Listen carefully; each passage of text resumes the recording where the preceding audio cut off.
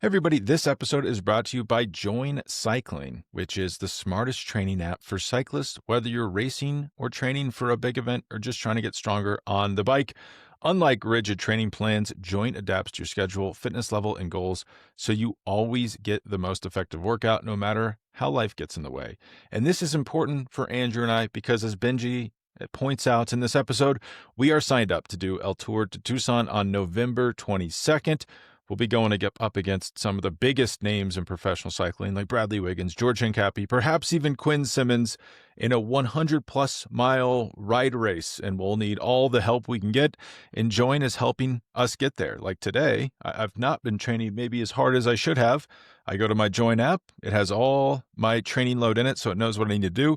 It's suggested a 30-minute run. Maybe I want to do something else. All I have to do is click the little wheel, cycling workout, and it gives me a 5 times 4 minute VO2 max workout that I can easily do in the next hour and a half before I have to go to my child's Halloween parade at their school. So I'll get that done. Join makes it easy. Join will give me the workout right on my head unit. I can export it.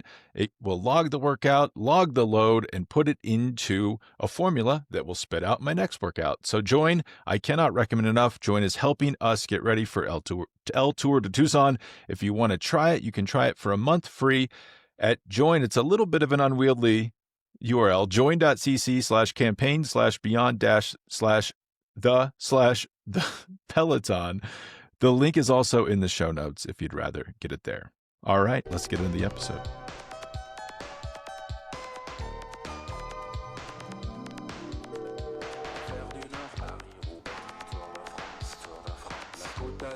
Hey everybody, welcome back to the Beyond the Peloton podcast. I'm Spencer Martin, author of the Beyond the Peloton newsletter. I'm here with Andrew Vontz from the Choose the Hard Way podcast, always the Hard Way newsletter. We are going through a bucket of Friday news items in the heart of the off season. Even though, I don't know if you've noticed, Andrew, every professional cycling personality on Instagram, November 1 rolls around and it's season begins, off season over content. They're lifting weights, they're out riding. They got a full 48 hours off. Now they're back. Who's to say if it kind of seems like everyone's just following the same program? Who's to say if that's a good idea or not? But do you have anything to plug before we get into this? I wanted to let everybody know that this Halloween, I was a run club leader, and I just wanted to experience what it felt like just for one night, Spencer, to breathe that rarefied air. And let me tell you, it was a life-changing experience. We'll see what happens. You can see my Lauf Segla behind me. Spencer and I are going to be riding soon. I think I'm going to bring the Utald probably. I did want to say that if you are a senior leader in your organization, maybe you're a pro athlete. I know we have a lot of political leaders and presidential candidates listening to this podcast as well. And you know that it's mission critical to be a great podcast guest or host if you have one. And Spencer makes it look easy, but that came from hundreds of reps. This guy's been working on it his entire life. If you listen to the original interview, the cute meet between Spencer and I, he discloses that his childhood aspiration was actually to be Howard Cosell. And he was sitting around like the Micro Machines guy, just doing data analysis and his own commentary on sports for decades before he got to this point. At any rate, when you're ready to be great as a podcast guest or host, I've developed a behavioral science-backed methodology to help you do it, applying everything I learned at the Better Lab. If you're ready to be great, reach out to me, hello@onerealvoice.com, or just find me at HardwayPod on Instagram. Spencer, what can people get up in to find that info?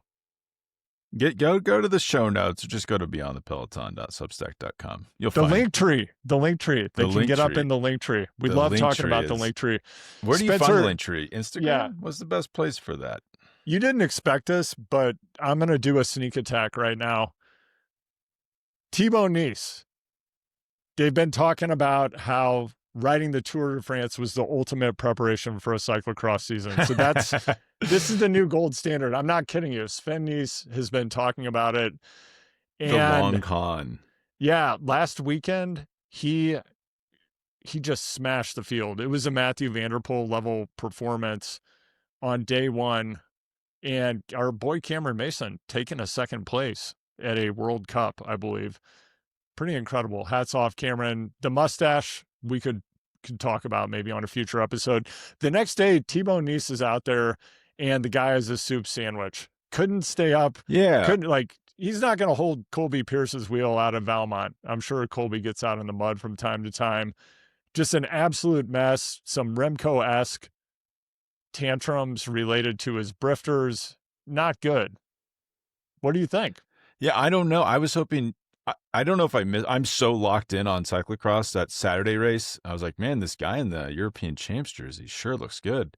Later found out Thibaut Nice, he did look good. Can confirm. Next day, he looked awful. I was like, was his bike stolen? Is he riding a rental? What's happening here? I couldn't believe how much worse he looked the next day. Maybe he had an early crash and it rattled him and he just didn't feel confident on the tires. But you know this, so there's Michael Van Turnhout, we all know. There's Victor Vanderpoot, and my son loves to call him Victor Vanderpoop. And that is the big superstar in our house right now. Right. But I thought Pog was the big superstar, didn't you? I know that we want to keep the children's lives private. I believe you might have had a Pog for Halloween, though, right?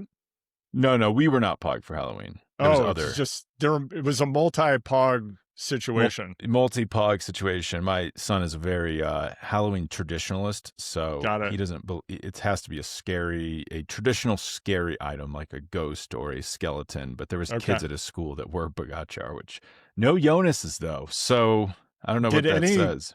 Kids go as the Pog golden statue? Did they have an inside line on the statue that was just revealed at the Abu Dhabi Cycling Club? And no one had the inside line on it. Someone messaged me about that like 5 days ago. And I was like, what the heck are you talking about? And then I saw the statue today. It is very shiny. I can confirm. They're actually planning to put a similar statue of me up on the Country Club Plaza in Kansas City. So stand by. Well, speaking of that, I was just thinking about the Country Club Plaza because I watched a documentary you made on YouTube last night. Must have been 20 years ago, right? It was 18 years ago. The year was 2006. Yes. Fixie bikes. Incredible. Incredible that was 2006, which felt very modern at the time and looks very innocent in retrospect. But the first fixie bike I ever saw was the Country Club Plaza. And I was like, blew my mind. I was like, wait, what do you mean? There's no brakes? There's no gears? You have to pedal? If you want to stop, you stop pedaling? What is this witchcraft? And it probably was around the same time that documentary came out. Everyone's got to check this out. What's it called? Getting Fixed or something? Yes. See, you get the joke. I don't think everybody got the joke. It's a pretty interesting documentary, actually. It's like I assume you shot that in Los Angeles. I shot it in Los Angeles, and I believe I shot it with a Canon point and shoot. It was the golden age, the beginning of digital editing technology, and I think you saw the computer that I did it on in the background, right? Definitely you must have been like processor. People must have thought you were like controlling the Matrix back then with that computer setup. Oh yeah, 2 monitors. It was incredible. Not messing around. And then just so many caps, like team correct caps, an Euskadel cap, a Seiko cap, perhaps. Wow. I believe there was a Mapai cap as well. Yeah, man, that was impressive. What a scene. What a time to be in Los Angeles. I mean, and you saw it. There were thousands, no exaggeration. There were thousands of people that would show up to go on Midnight Ridas, which was the ride where I gathered most of the footage. Every Friday night for probably 3 or 4 years, a few thousand people eventually would show up, and it wasn't like critical mass. There wasn't actually an intent to disrupt and shut down traffic. It's just people having a good time riding around Los Angeles. And boy, was it. The time gone. Now those same people are wrapped in $5,000 kits these days. Getting facial fillers and chin tucks. That's a sad state of affairs. It's funny now I'm self-conscious about the pot. I do feel like I will just turn every conversation I'm in into a podcast. Like I met someone yesterday for coffee and I'm sure they had things they wanted to talk about, and I'm just podcasting. Boom. Unrecorded podcast right there. Like, sorry. And Yeah. I was talking to a leader of a professional sports team, and they were saying, well, what's your background? I'm like, well, I've been doing podcasts to myself about sports since I could talk. That's the background. That's all you need to know.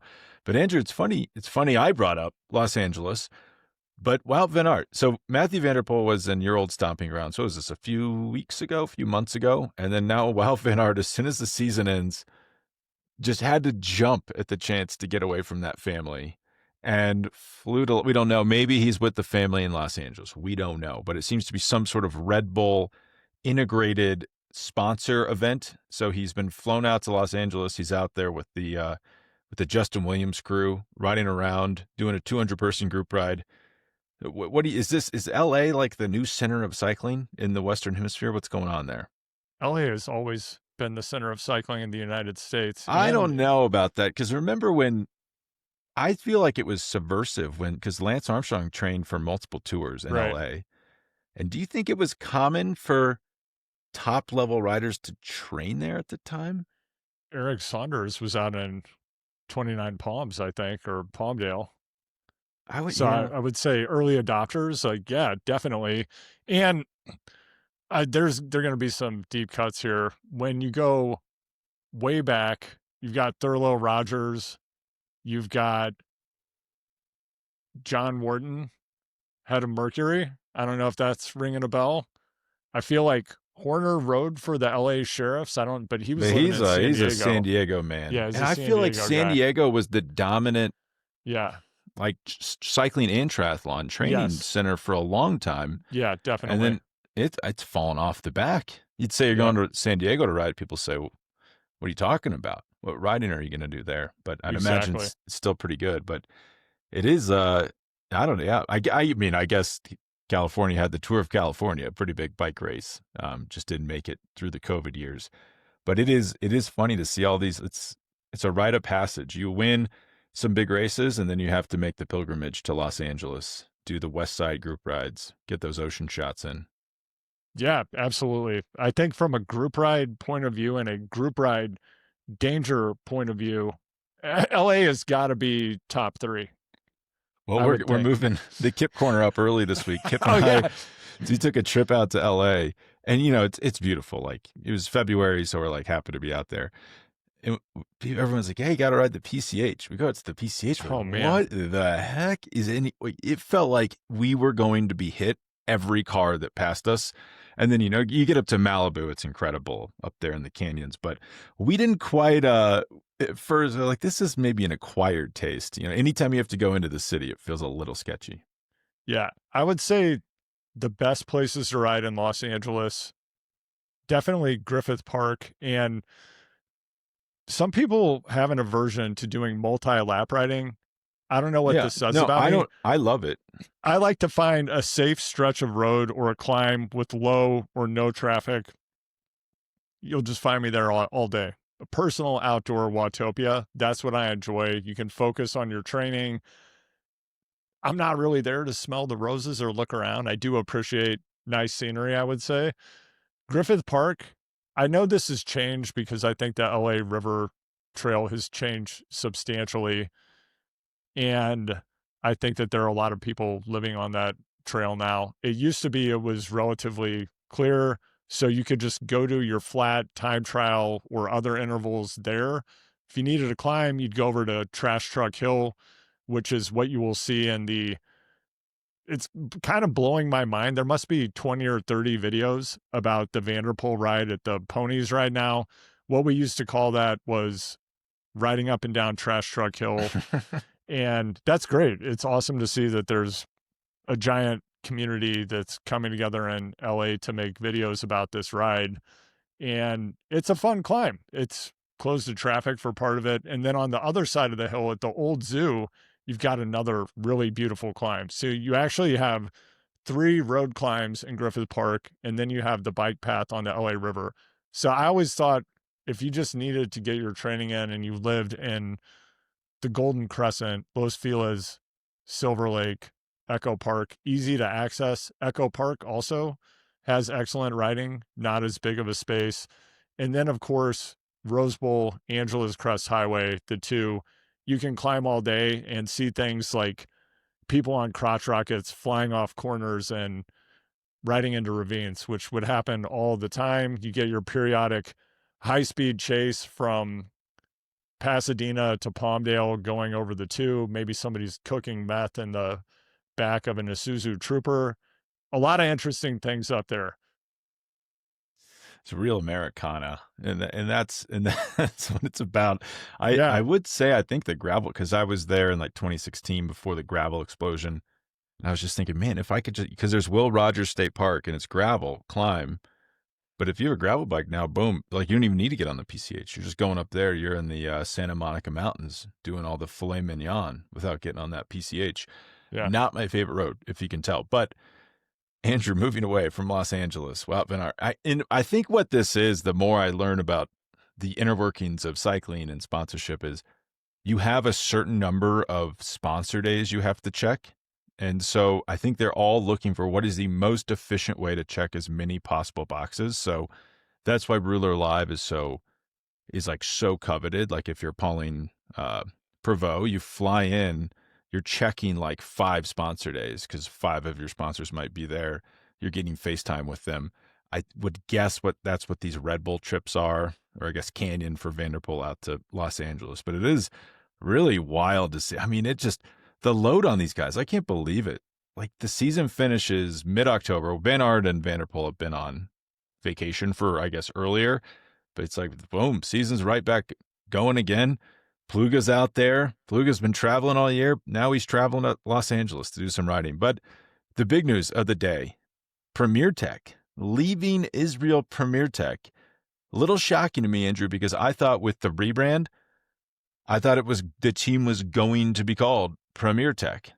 Right. Because if they're losing the Israel and they're changing their registration to Canada, you think, oh, Canadian company, already a title sponsor, they're gonna have like top billing on this team. This is great for Premier Tech.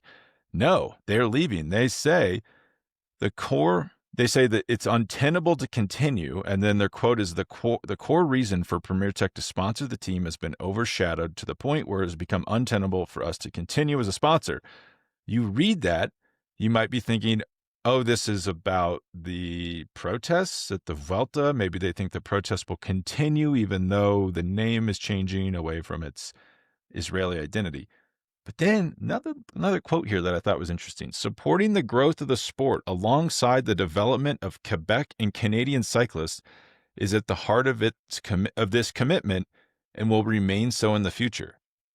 Do you think the team suing the pants off one of probably the best Canadian cyclists, has the chance to be the best Canadian cyclist ever, Derek G, has anything to do with the Canadian company that's just trying to support Canadian cycling leaving the team? I mean, like, maybe this isn't what we want to be involved in.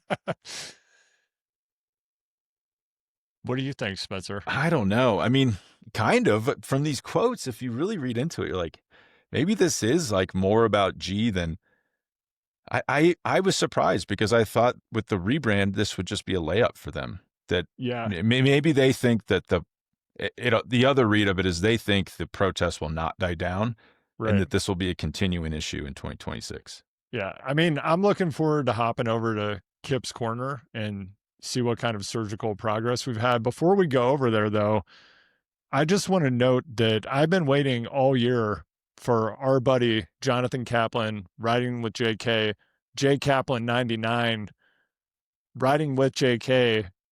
I don't know what I think that's the riding with JK Instagram handle. Like and subscribe. Get in that link tree. It's pretty impressive. You can do an Instagram handle off the top of your head. Yeah. I don't know if I can do that. I've been waiting for Jonathan to use nothing but a G thing as a subject line for 12 months. Jonathan, this is your chance. That's what I want to see in the newsletter about the Premier Tech exit from the sport. Nothing but a G thing. Yeah, I cannot believe Jonathan got scooped on this by Daniel Benson. This is Jonathan's beat, but I guess it hurts. It hurts. I guess, though, I wonder if that hurts you because if Premier Tech must have leaked it to somebody. And if they think you're too Yeah. pro Israel Premier Tech, they're not going to leak it to you. Well, But if you want to leak something and create leverage, there are certain channels that you can go through, right? Mhm. Yeah. Oh, yeah. And yeah, especially if you maybe are an agent of a writer being sued by the team. But I mean, I think a lot of people will not weep for the team. I would say, combined with the fact that it went kind of unnoticed that Jayco Alula almost folded last week, that they got their security deposit in at the last second, just because Jerry Ryan, the team owner, was like, do I want this team to fall apart? I don't think so. But, I heard they're making big cuts. I heard their fuel budget was over €1 million last year. That's just for gas. That gives you an idea about how expensive it is to run these teams. And if they, if I think the problem they're having is in modern cycling where you have Red Bull owning a team, you have UAE, the country, owning a team, you have Ineos, very, very big, very powerful company. But it's kind of like the individuals behind these companies doing it for personal, like almost personal fulfillment or passion. That for Jayco Alula, if you're trying to actually play the game and get sponsors to make ends meet, they would probably need a sponsor around 15 to 20 million euros a year. And I just don't know what the market is for that. Same thing with Israel Premier Tech. If Sylvan Adams is like, well, I want this to actually run as a business and I don't want to spend my own money on it, I don't know who he would go get to fill that spot. And it makes me worry that these teams won't survive. Like the Premier Tech team, whatever we're calling it now, Cycling Academy, folds. That's bad for cycling because they have great riders riding for that team. They've developed at that team. Without that team, they're not developing and turning into stars that go to other teams. Same thing with Jayco Alula. Like the sport's a poor place without them. Do you think, are we careening towards some sort of sustainability disaster? I'm kind of worried we're going to have like 7 teams in a few years. Isn't pro cycling constantly in entropy? Hasn't it always been a sustainability disaster? I mean, we're just talking about Next Hash or Hashcoin, or I don't remember which crypto. Next Hash, that was unbelievable. Last They're week. back. That was a good one. Next Hash is back. Yeah. Nice Hash. They're never going to suspect we're the same company. Right. But yeah, I mean, the numbers are just so big now. Like the wages have gotten so high. So the numbers you need someone to come in to sponsor the team are just so limiting. It's like with these NBA franchises, you used to be able to sell it to people, but now very few, if any, people can afford a $9 billion team. So you have to sell it to a sovereign wealth fund or a private equity firm. And I kind of like wonder, like, who is left to sponsor these teams at that level? It just seems like we'll lose the middle class or even the lower class of the sport. And then does everyone just ride for UAE in the future? I guess maybe they currently do. I think the thing that both you and I have been waiting for with bated breath since we entered this sport, for me, it was in 1988. When are the sons of Wichita, the Koch brothers, going to get involved in professional cycling? I think it directly maps to their libertarian values, and getting that Koch brand name out there on the world tour stage is a logical next step. It's like, what do they even do? What's their business? Like shipping or something? That's a great question. I mean, they originally started out in oil and tools for drilling. I mean, that's where their father got started. I know Charles Koch, he may have passed away. He was one of the world's Charles is still alive. Most notable art collectors, right? Still alive. Do you know his net worth? This is shocking to me. I'm going to say $23 billion. 71.4 billion. Oh man. So he could sponsor this team for sure. I'm coming up 73.8. Wow. This is it's actually kind of similar to Ineos. Yeah, it's like petroleum and chemicals.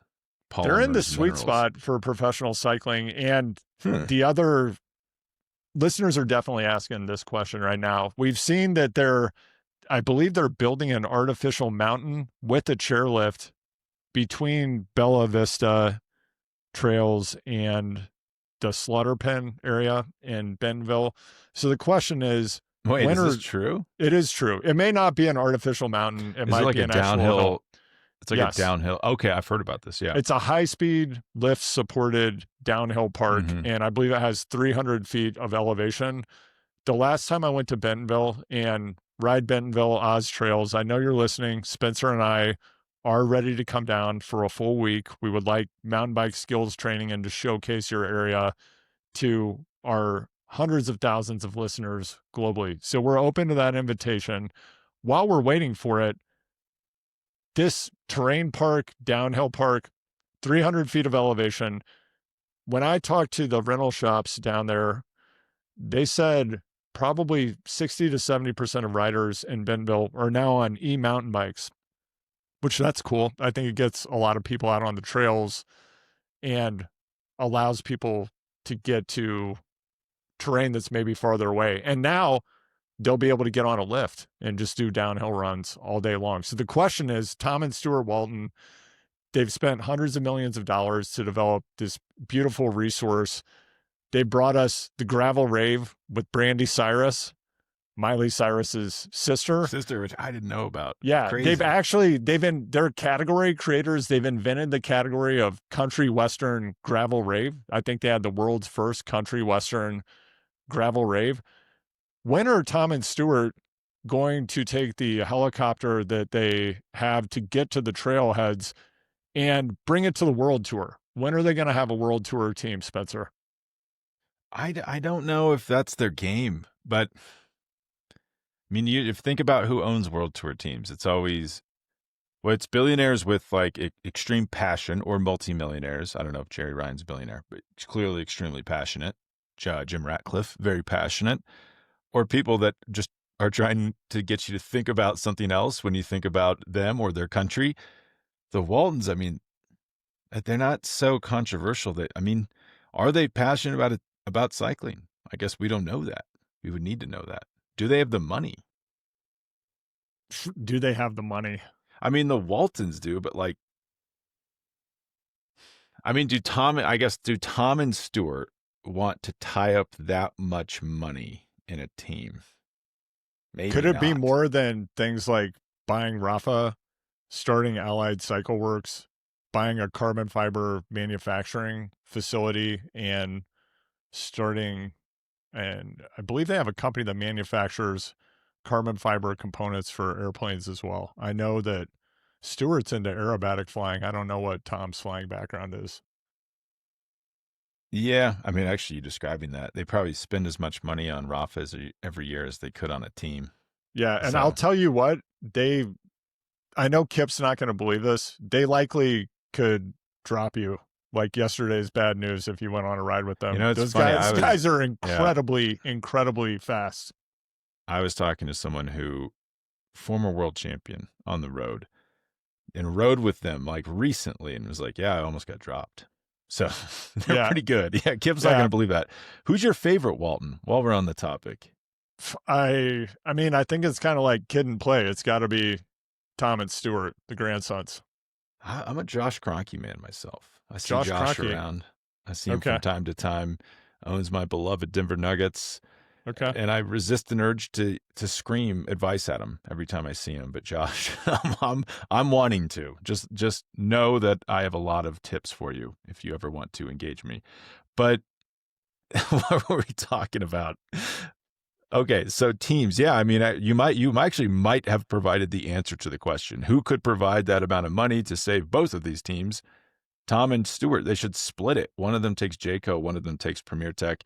I do think probably getting into a protracted legal battle with a Canadian cyclist did not make Premier Tech feel like they were supporting the growth of cycling in Canada. And we'll have to see what happens. I just don't know. Let's say Andrew, you owned a team and you were using it to promote the MoCan. This was like so important to you. And then you just couldn't do that anymore. And the team had to be called like Getting Fixed Pro Cycling. What would you want to continue spending your money on that, or would you lose the desire to do so? You're going to lose the desire, right? That's what I would think. Yeah. Yeah. That makes me worry about this team a little bit. The action is the heat. Yeah. The action is well, man, don't bring up, we don't want to expose anyone's crippling gambling problems on this show. Yeah. Yeah. We have a listener codename Rishi. If you know, you know. That is the best subplot of my life currently, is Oh, this man. person's like extreme need to get action on things. Yeah, he's getting shakes probably just hearing us talk about it right now. We've been hearing a lot about gambling problems in sports, or can we believe anything we see? And I've been like, come on, we're all adults. Like, you go to a liquor store, you can buy beer. It's not good for you, but we're adults, right? And then knowing this person has made me think, like, maybe we do need to regulate gambling a little bit more. Like, maybe we shouldn't be able to do it on our phones. It's single-handedly changing my view of gambling on your phone. But Andrew, another question for you. Gravel cycling. We got a lot of feedback on I didn't think it was that hot of a take, but people were offended that we thought, I don't even remember saying this, that we enjoyed the UCI gravel worlds more than the Lifetime Grand Prix gravel events. If I said that, it's just because I could see the gravel worlds UCI event and I could understand what was happening. So a lot of times with the Lifetime Grand Prix, I'm not so sure what's happening. But then I got a lot of feedback from maybe what these riders are making and maybe why they're not, like Cam Jones. If you missed it on social media, he signed up. He's ready to go for Unbound next year. So he's coming back to gravel. He's not going to the road. He's not even able to race. Did you notice this? Cat 1 or 2 events on the road? USA Cycling said, no, sir, you have to race category 3. Can you imagine being a Cat 3 having to race against him? Yeah. Yeah, Spencer, what is that about? I'm going to remind you, you're telling me about the thing that I sent you. So I screenshotted I know, this is like a Letterman, though. Like, have you seen this? I screenshotted the Instagram story. It came up in my feed. It was unbelievable.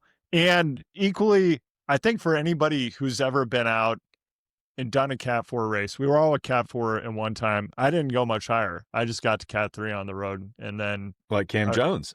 Yeah, and then I did elite cyclocross racing at a very sub-elite level. How'd that work, though? If you catted up, were you Cat 1 in cyclocross? I was not doing USAC racing, so I don't know what my categorization would have been, but I was entering elite races and racing against people like former national and world champions, and often watching them lap me at some point in the race. Some people just stay fast forever. It's a forever fast pass. I would say, though, it's not like the 20 hours a week they're secretly training. Yeah, no way. People don't keep doing that for their entire life. Living in a minivan, getting divorced, I mean, it's all part of that master's lifestyle. No offense to anybody living in a minivan. I think that it's a great lifestyle. We're just not all cut out for it. Harder than you think. Yeah, but Cam Jones, so yeah, he put in his application. The thing that's surprising to me, and I'm guessing Cam just didn't take the step that one would typically take if you were someone winning professional races in a different discipline. If you know how to work the system, what do? You send a letter to your USAC rep and you have your coach, or you get Colby Pierce or someone who can vouch for you. Hire a lobbyist like Colby Pierce. You pay Colby like $500. He writes, Colby would probably do it for free, but you know what I mean? They write a letter to USAC rep. My coach in LA, David Brenton, did this for me when I got one of my upgrades. Wrote it, I think it was Jan Luke, I believe, was the USAC rep. I still remember it. Probably on my AOL email account, vouching for me and with my race results, and I got my upgrade. Cam, not operating through these channels. He's a disruptor and an outlaw. And nonetheless, pretty funny to see that. And you going back to anybody who's done a Cat 4 race, you always have that person who shows up who's a professional mountain bike racer that's in your Cat 4 race. And they just ride off the front of your crit and win the race. And then they do it 5 or 6 times and suddenly they're a Cat 2 or a Cat 1. Yeah, I mean, the classic example locally is Gage Hecht, who's very good. Like, won a Colorado Classic stage in his teens, I believe. He was a Cat 4, I think, for a while, and then Cat 3. And when he was a Cat 3, he was able to win professional races on the road.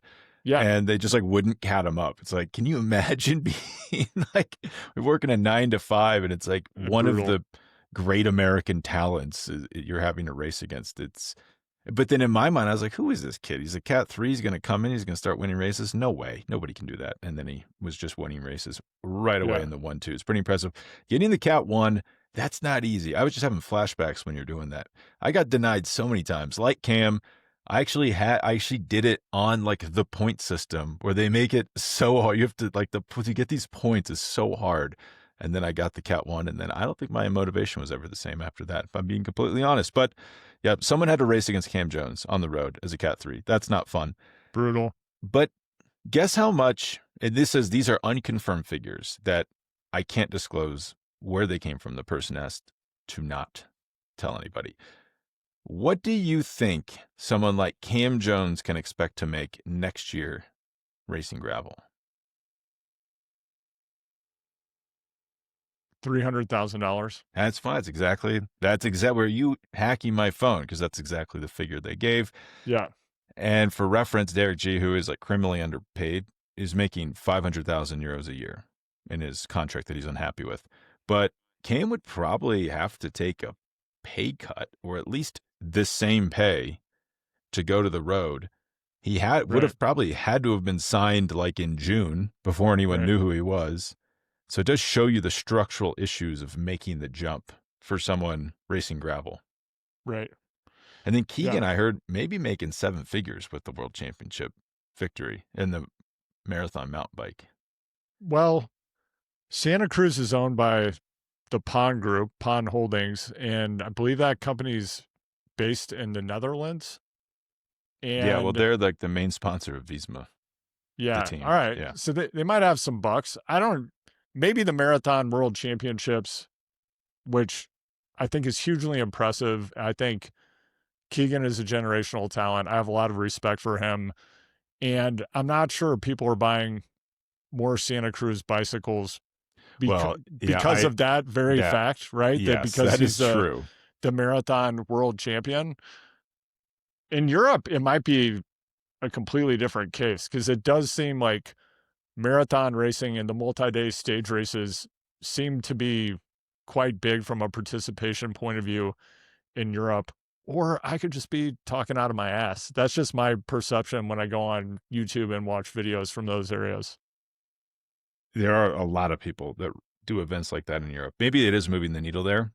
This person who is an insider in this world, their theory was, someone like Keegan or Kate Courtney when they're doing their contract negotiation, especially Kate Courtney, like, I'm getting paid this. If I win a world championship, I have a sizable bonus. And the brand is like, yeah, like, sure, but probably not going to win a world championship.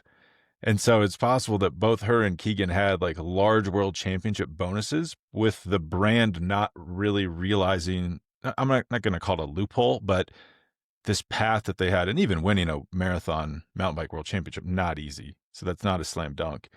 But, this happens in the road a lot, where like Biniam Girmay is a great example.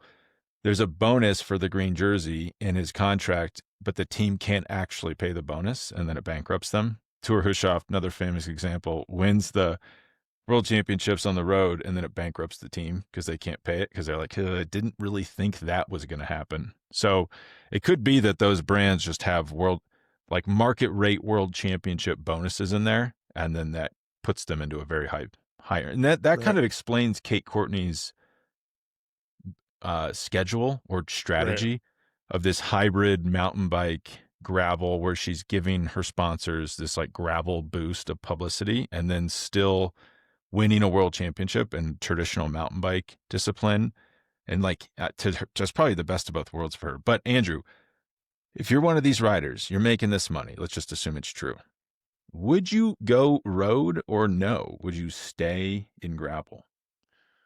It's funny. I was thinking about this last night because I was watching a video from Rockets, whatever the Rockets are now we'll get called. To the Rockets. Yeah, maybe not the Tiedemann Rockets. Spencer, this may be what you have on your secret agenda that you haven't revealed yet. Victor Lafay had decided to quit professional road cycling, former Cofidis rider, Tour de France stage winner. I believe he won a Like sprint, and like he's a recently.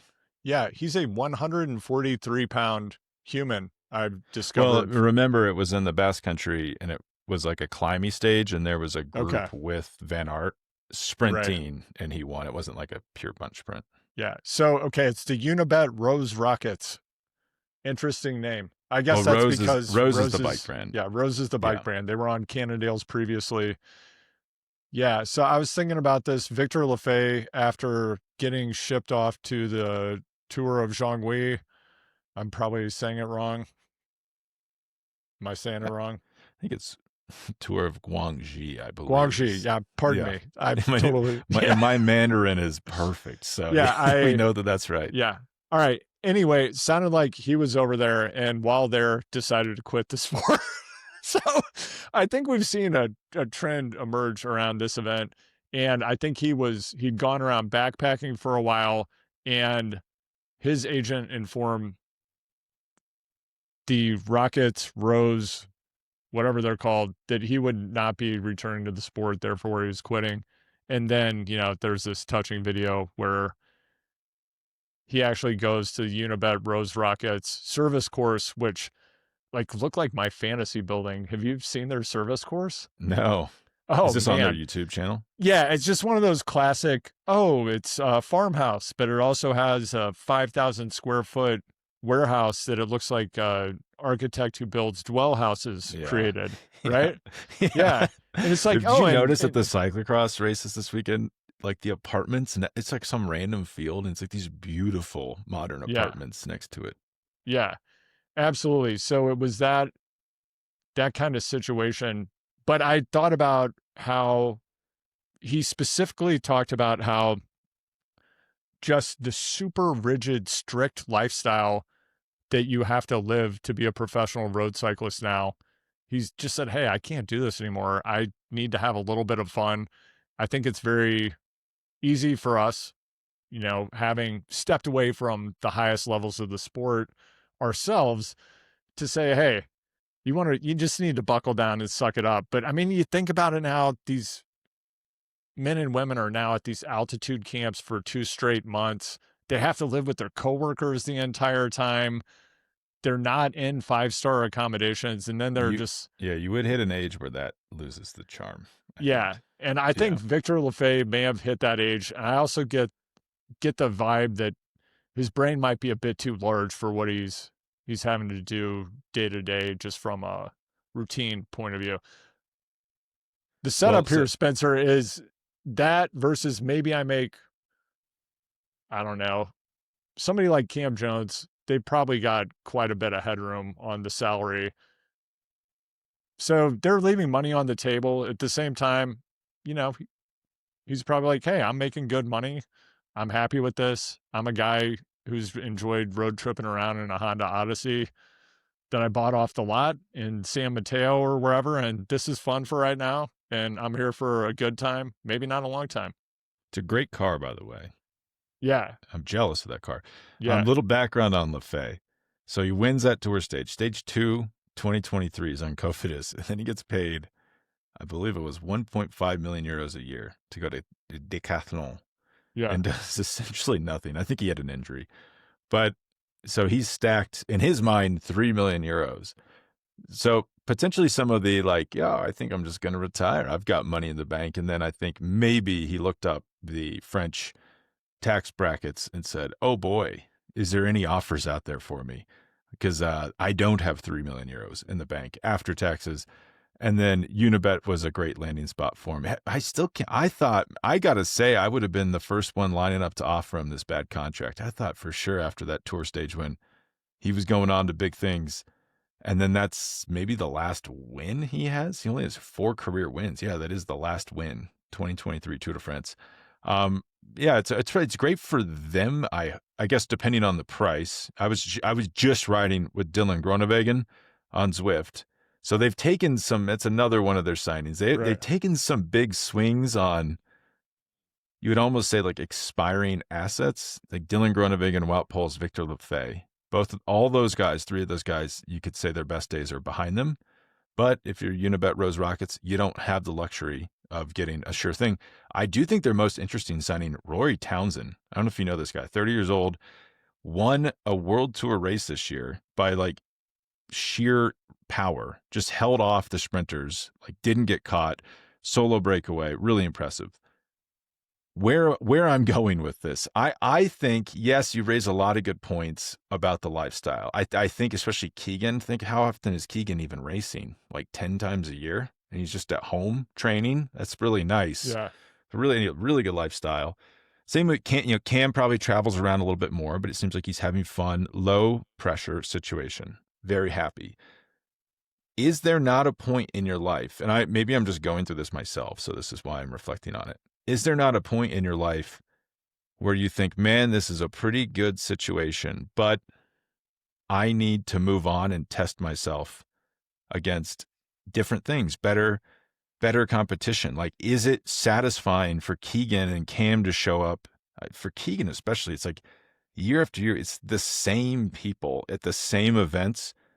And you're like, you can't get better. Like, you're already winning the Lifetime Grand Prix. You can only go backwards.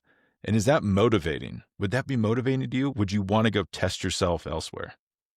Yeah, I think Keegan is really the litmus test for this. I believe he won 2 Lifetime Grand Prix in a row. He set records at Leadville. He's now won the Marathon Cross Country World Championship. Leadville is just how much faster can Keegan go than the year before? Yeah, and if you look at the times and the terrain, it's totally wild. And at this point, what does Keegan want to do? If he's making 7 figures, as you said, some people suggest he might be, great. Just ride it out for another year or two. Then from there, you're spending time in expos. You're probably, you get inducted into the Gravel Hall of Fame. I'm guessing maybe next summer or the summer after. You get the honorary Runza. Like, what's left? But is that what life is about? Or is life about, I'm at the tip of the spear against the best in the world, measuring how I can do? Yeah, I think there's a difference between being great and having the level of drive to be someone like some of the individuals you and I, and probably some of our listeners, have spent a lot of time around, and being happy. And those are not the same thing. I didn't take that into account. Yeah, I guess if that's your thing, then that is important. Yeah. But I actually think that we've seen this start to bubble up with Pog this year. Pog's not somebody who whinges, and now he's wearing this emo jersey. I mean, I know today he's wearing something different because they revealed the golden statue. A couple of months ago, he had on, not months, his off season was like 6 days, but he had the "Don't take pictures of me." Yeah, it looked like it came from a state fair in Maine. It's a very peculiar shirt. Like, you might have gotten it over by the fried dough station, he also could have been wearing it as a joke. I don't know. I don't get the feeling he was. I think he had some real sad boy energy. Also, would you get sick of, there was this carer who's Slovenian, who's like maybe tied up in something unsavory. But this guy's like 20 years older than Tadej Pogačar. And then every question Pogačar gets is about this guy. And his answer is, well, I've never met him. What are you talking about? That would kind of get old, I feel like, after a while. So it would maybe drive you a little crazy. Yeah. How do you feel about this event that happened 5 years before you were born? Like, I don't know. I don't really have an opinion on it. Who knows? What are you talking about? Yeah, I guess. I don't know. Suck it up, though. Just keep winning. Be as great as you can be, Pog. Don't get sad. I don't know. I don't have the answer here. I think I was talking to Robin Carpenter. This is like in 2017, maybe. And he was saying, like, if you're racing in the U.S. and you've won a race, or you've won all the races you can win in the U.S., it can be demotivating to like come back the next year and you're just doing the same. You have like the same plate of food. It's just the same thing versus going somewhere else and seeing what you can do. That's why it's at a higher level, obviously, but people who just win the Tour de France over and over and over again. With Pog, it almost has the same fatigue that Keegan would have, if not more, because Pog is winning everything, like, all the Yeah. time at will. Like, maybe he needs to move to a different planet. Maybe he needs to try a different sport to test himself. Yeah.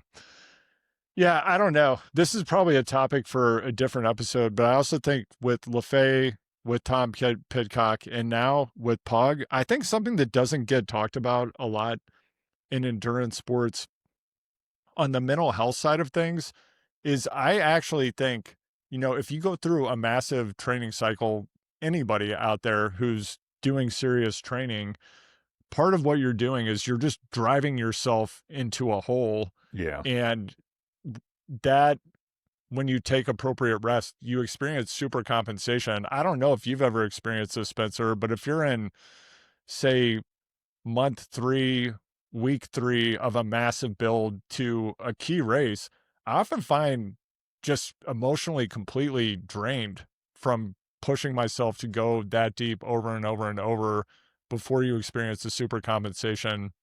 And I have to imagine for a lot of these riders at the end of a season, or Pog after what he did this year, just winning over and over and over again, which people think of as easy, but think how deep that guy's had to go to cultivate this superhuman performance. And I think that there's an Yeah. emotional price for that.